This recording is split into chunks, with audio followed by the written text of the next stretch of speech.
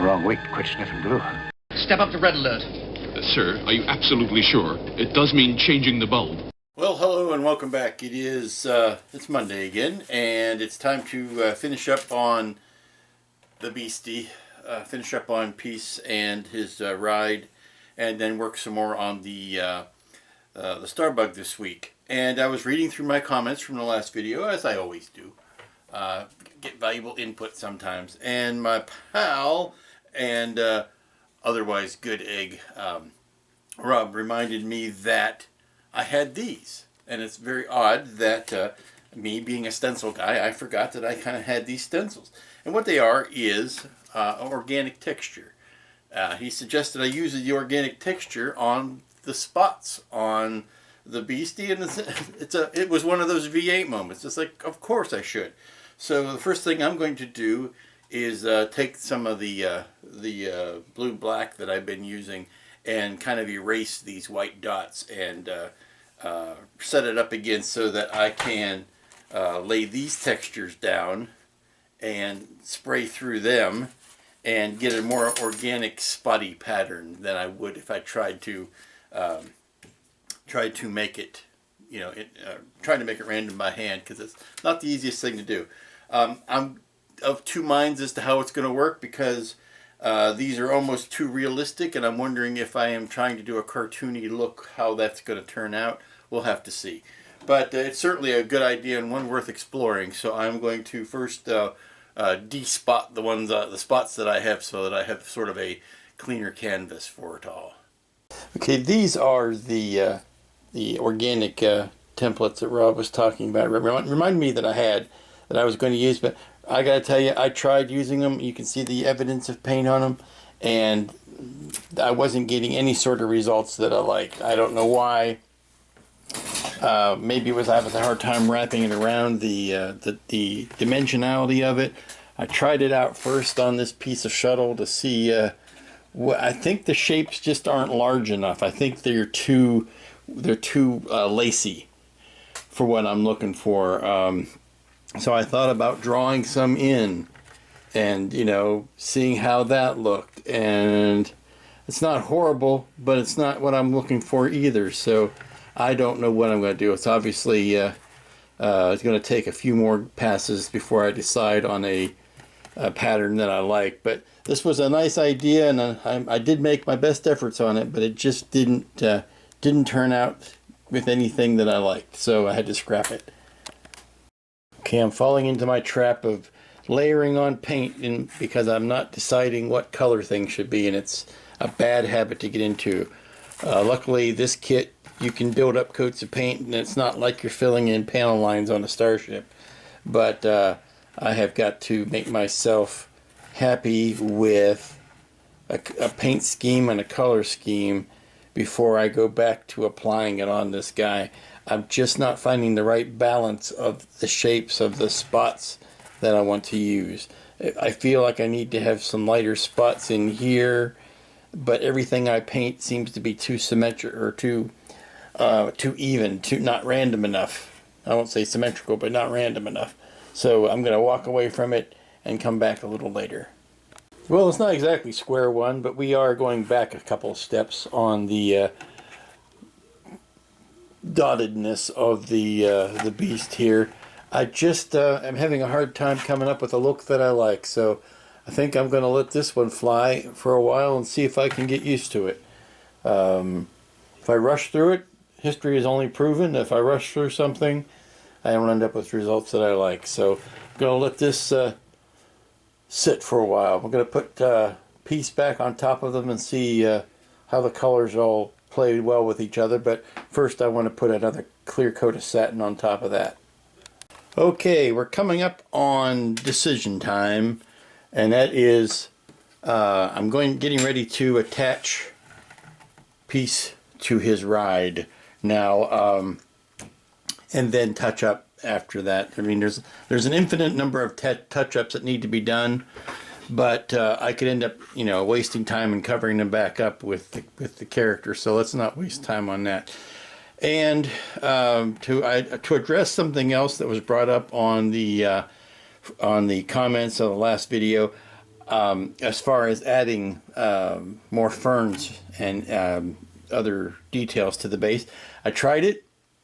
Again, I didn't like it, and it was a noble effort and a great idea, but the same thing happened that happened when I tried to get too fancy with the spots, and that was it just shattered the tone of the rest of the kit.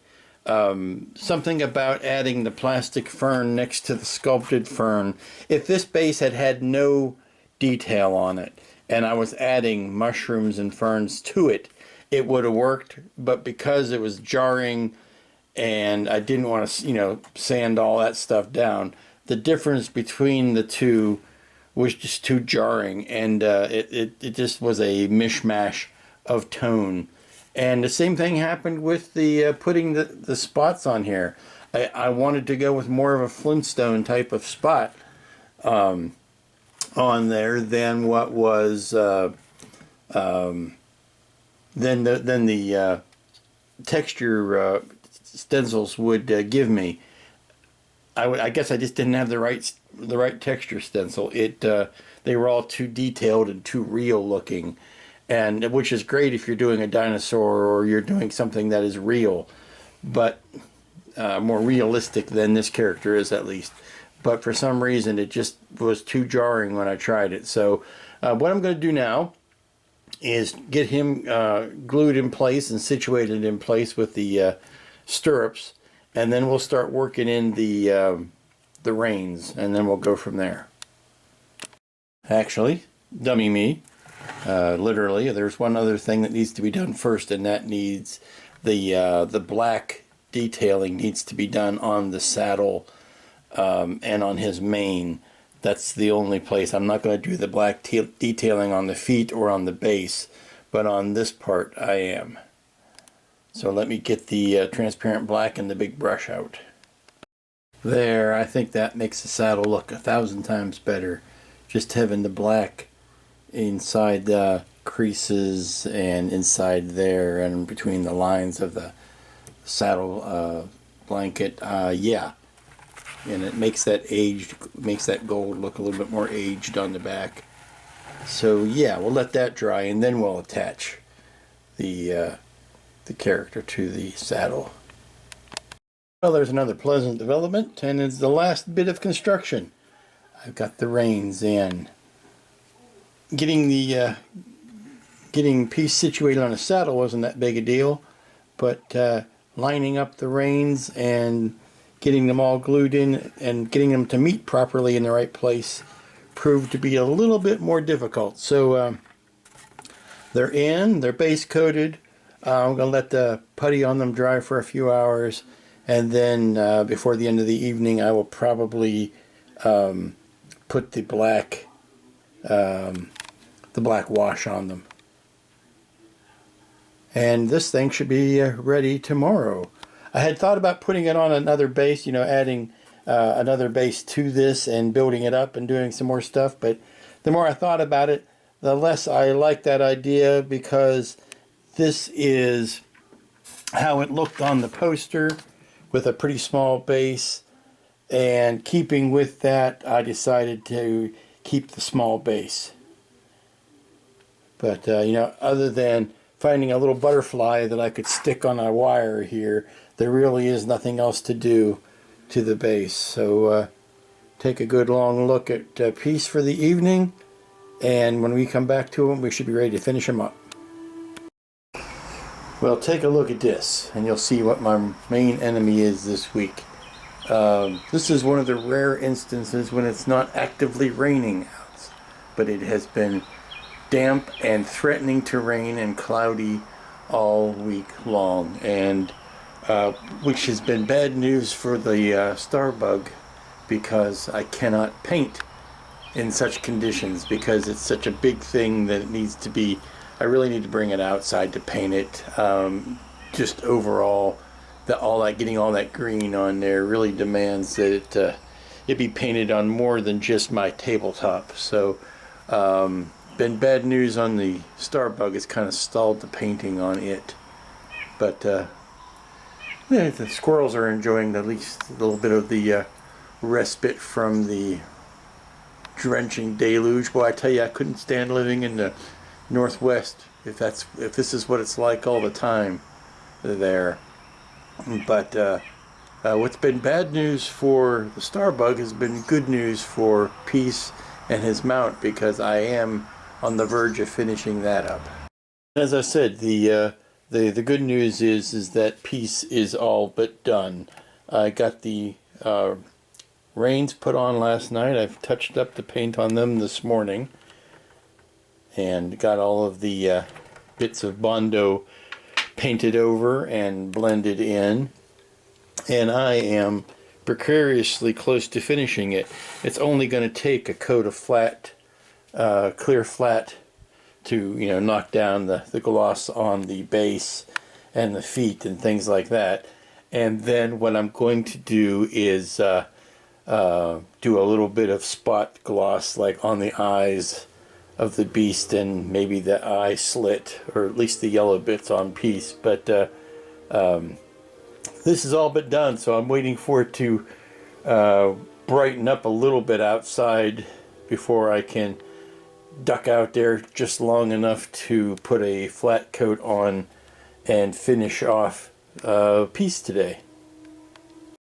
Well, welcome back. It is Thursday morning, and looks like we might have a break in the weather today, so I am going to get a base coat of green on the Starbug. But first, I wanted to show you one last look at Mr. Finished Peace. I picked up a new gold last night at the Model Club meeting, and it is this Vallejo metallic air, and it is the same family as the steel that I've picked up last time and really liked. So I used this gold and touched it just on the gold highlight bits, and it's one of those weird paints that actually, as it dries, it gets brighter and brighter. So I was able to pick out some nice little gold details, like on the gun and on the saddle. So really happy with how that turned out. And I think we're ready to put this one on the shelf for a bit.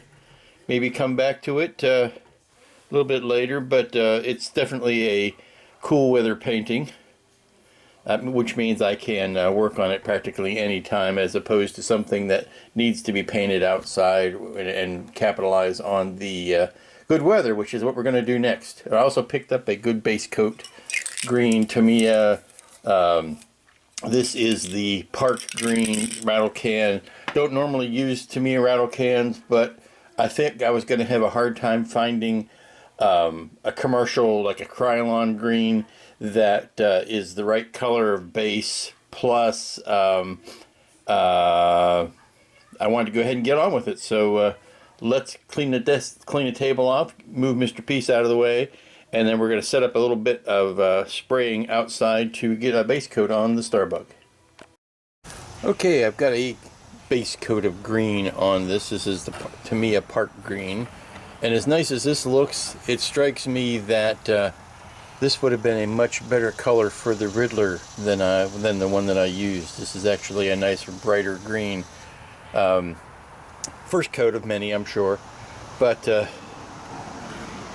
was hard trying to get in and around everything, so that's why you're going to have to do this in multiple passes. But it also shows off the areas that still need sanding and touching up. But it's a good place to start. Now, green is a tricky thing, can be, and the Park Green is a nice base, but the Starbug that I want to build is actually a little bit more yellow than this, so this will give me a good base coat, but I will be top coating it with other hues of green that tend to favor the yellow side. So good place to start, and drying pretty quickly, so this will give me a good base to do some further sanding and cleaning up.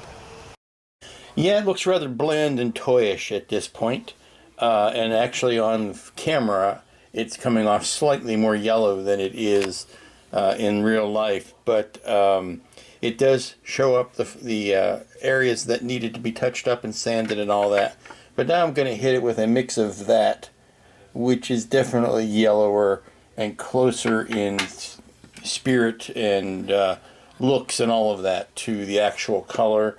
and hopefully that will address the toyness of it. And then we start the aging and the weathering and all that kind of stuff, and that always adds some life.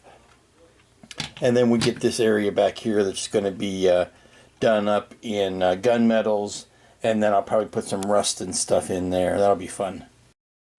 Well, surprise, surprise, it is raining again, so I'm glad I got the green on this morning while I could.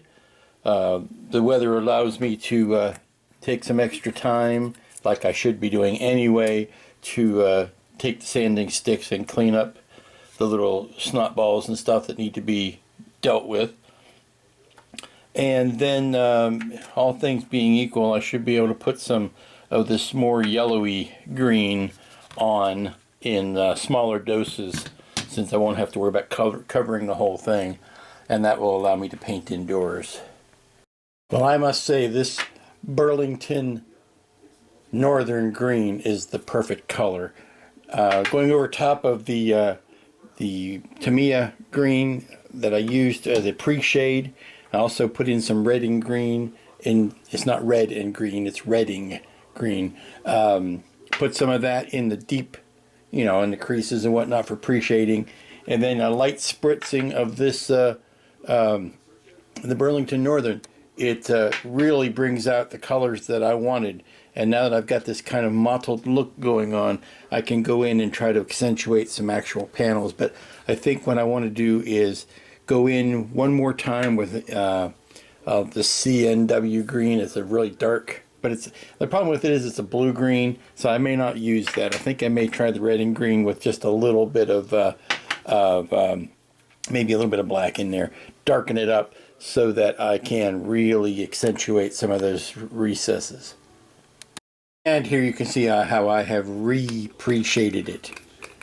I wanted those shadows to be a little bit deeper, so I just went back in with a darker color and I blew some paint into those. Now I'm going to let this sit for a little bit, and while I ponder my next step, which is going to be to knock some of this down and then start indicating panels. There are some significant striping that goes here, or panel striping, so I need to get some vinyl out or some tape out and map those off so that they are consistent and even and all of that kind of stuff, because everything else is kind of haphazard, but these should be more or less the same striations. So we're going to let this sit for a bit.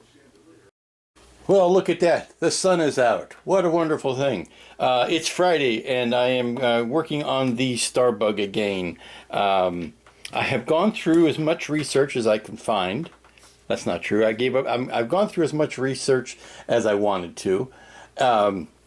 Looking at episode screen grabs and things like that. And because the Starbug varies from bug to bug, and the more I look at this kit, the less accurate it actually is to the particular builds. It's a very good looking kit, but there are a lot of inaccuracies with it. So my paint scheme is not going to try to be slavishly devoted to try to mimic a particular paint scheme. It's going to be kind of an amalgam of notable features from all the different paint schemes, and more or less my tribute to what the actual paint scheme should look like. So having that big justification and rationalization out of the way, I am going to say that I've got the tones in the way I want. Now it's time to start putting in the detail work. Now there are three types of details, really.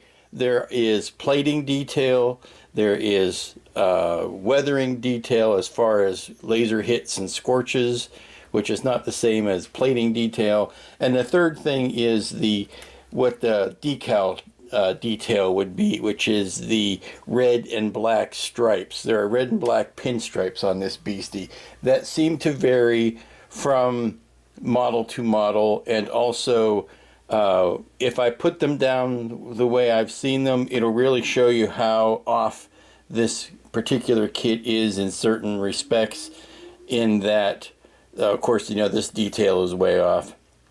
But the distance between things and how they line up, which will become more apparent once I start putting in these lines, it's really going to show off the fact that it's just not... it's a pretty good representation of what the Starbug should look like, but it's not a one-to-one version of anything. I have yet to see the actual reference pictures of the kit that this particular model was based on, although I have seen references of this kit built up, and there's one out there with a paint scheme that is just yeesh, way too overdone. So I'm going to take some of the things that I've learned from the various different paint schemes and try to incorporate them on that. Now, one thing they all seem to agree with is that these thruster housings, I'm going to call them thruster housings, have 4 segments on it, and they are plating details where it looks like it's segmented into 4 plates, and it goes dark to light, dark to light, dark to light, dark to light. And I've kind of mapped out where those lines are going to be to try to make them look quasi-symmetrical. And I am going to cut up some very thin vinyl strips so that I can try to segment those off. And at the same time, I am also going to see how thin of a strip I can cut and maybe do some of the pinstriping with black vinyl tape or black vinyl instead of trying to paint them on. If I can't, then I will paint them on. But I believe that the kit decals that are supplied are just way too thick, and it might be easier to paint them or replace them with vinyl. Let's find out. Well, great news. Preliminary tests prove that using vinyl will be much more appropriate than painting. Put these on just to show, and they're a little bit out of scale. They're also a little bit fat. But look at this guy. This little teardrop here under the eye.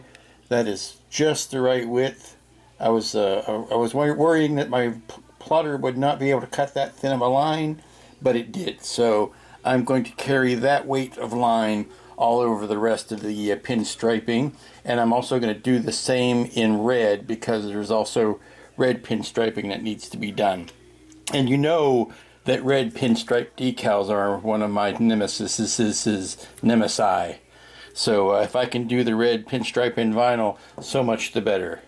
I also need to cut some curved lines. I tried to cut some straight shapes to run that for the masking, and it was not lining up. So I need to cut some curved lines in the vinyl so that I can fit them over those curved shapes.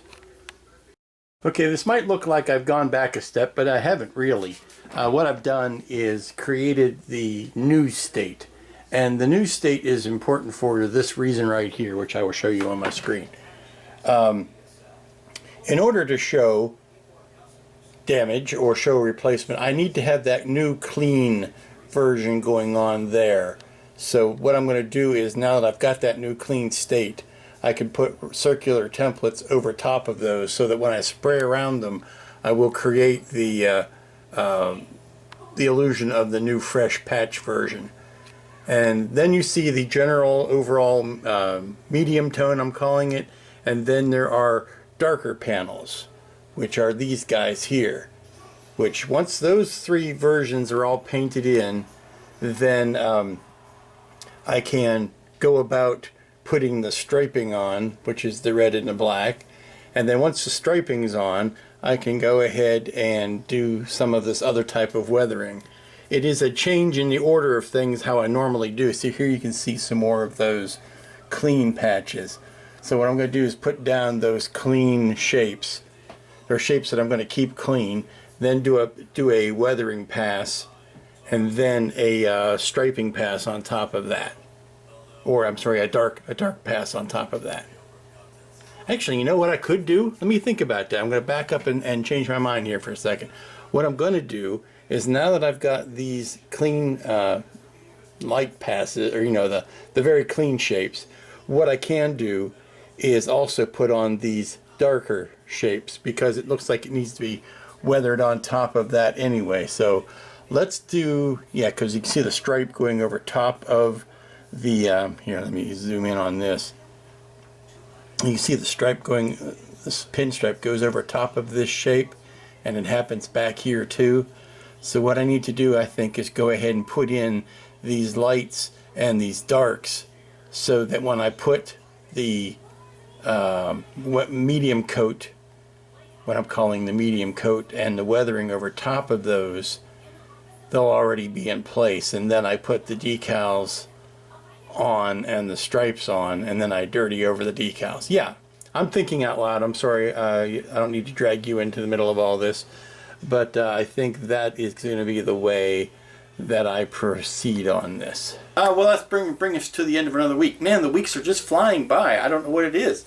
Summer is creeping past. I need to get on with some big stuff that I was planning on doing this summer, so I better get a start on that. The news this week was that we finished Peace. Peace is out. Peace out.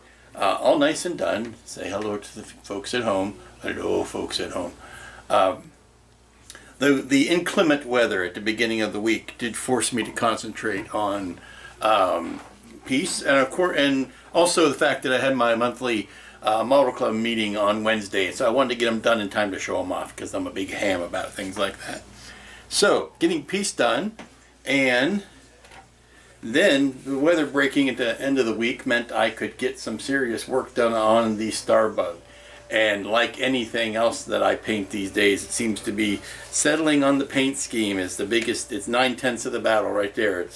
It's the more you know. It's like G.I. Joe says, it's half the battle. Yes, this is upside down. But getting everything built and getting everything put together on it was, of course, necessary. But getting a good base coat on it, and then reconciling myself to the fact that there is no definitive paint job on this thing. There are a lot of things that are consistent throughout the various filming models and the various builds I've seen online. There are some consistencies, but it is not a dyed-in-the-wool set thing that this must be such and such. So that kind of frees me up to do what I want to do. And the time I spent experimenting on the thin vinyl strips as opposed to painting those stripes on, or using the decals, in fact, that was time well spent, because it means now that I don't have to worry about trying to paint those really crisp lines and keeping them nice and pristine. I can just put the pin striping on and be done with it. So time spent up front is going to take time off the back end, as they say. So that's where we'll pick it up next week. We will pick up the Starbug with the putting the paint, the panel lines on, and putting the pinstripes on. And then we'll find something to fill the void left on the table with Peace being done. And I have something of mythic proportions to take its place. Something that you really will need to see eye to eye on, and the thing is one eye. That is the clue. We'll be seeing eye to eye on it next week. So until then, have a good week, have a good weekend, be good to each other. We'll see you here next time.